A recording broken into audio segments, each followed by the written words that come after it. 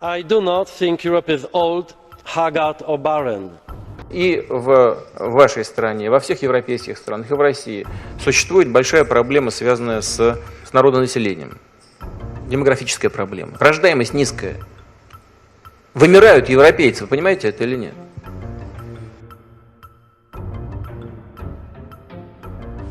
Mr. President, demographers tell us that in order to sustain itself, a population needs a birth rate of 2.1 live births per woman. In the whole of Europe, the only country that is reproducing at sustainability level is Albania, or Turkey if you count Turkey as a European country. Nowhere else.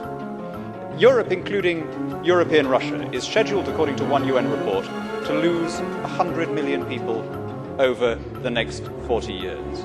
Germany alone is going to see a shrinkage of its population of 20 million. These are not projections about what might happen if we don't do something. If you like, there's nothing we can do about it now. The decline in birth rates has already happened. The only question is how we deal about it. Why did it come to this stage? What brought us to this pass? Well, one doesn't want to oversimplify. There's obviously a lot of things going on to do with changing working patterns, to do with the spread of contraception, to do with the different role of women in society, to do with longevity.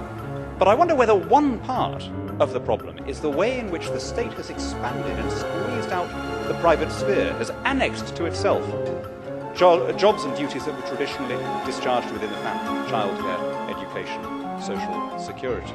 The first generation raised with cradle-to-grave welfare, in other words, to be excused the traditional responsibilities of adulthood, was also the first to give up on parenthood. And we now face a choice between demographic collapse or importing 100 million people to sustain our numbers and pay our pensions. This should be the top issue in Europe, and it's not one that we're going to address by arguing about changes in employment regulation. I have no doubt Europe is young, dynamic and vital. Our continent remains the best place in the world to live. And I think the European Union is the best political organization in its history. ألمانيا ليست ألمانيا الحنونة التي تريد اللاجئين من سوريا والعراق ومن لاجئين فلسطين في الشام وفي غيرها.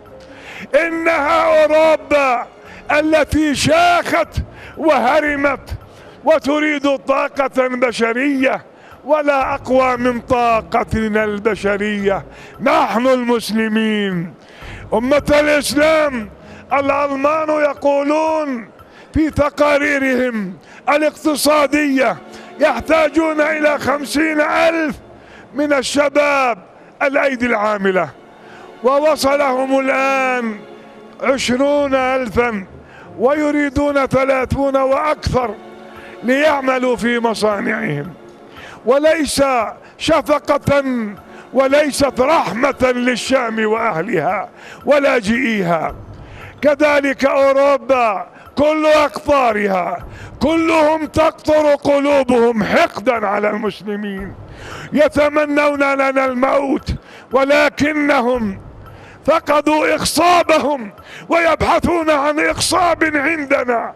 سنخصبهم وسوف ننزل وسوف ننجب منهم، لأننا سوف نفتح بلادهم رغم أنوفكم يا أيها الألمان، يا أيها الأمريكان، يا أيها الفرنسيون، يا أيها الطليان، يا كل من على وزن الطليان.